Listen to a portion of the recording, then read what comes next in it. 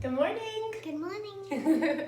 Welcome to Decadence Cleaning Coaching. I want to share with you a little bit about ergonomics part 2, cleaning a bathtub and training while you're doing it, making you stronger. So first thing that I want to point out is we're talking about the wrists, the butt, the neck, the knees.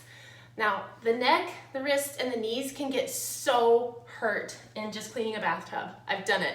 But what I want to show you is that if you bend your knees, tighten your gluteus muscles, and activate your hamstrings, reach across with your fist and your arm straight, not like this or like this, putting your weight on your wrist, and activate your butt muscles, activate your hamstrings, and then clean.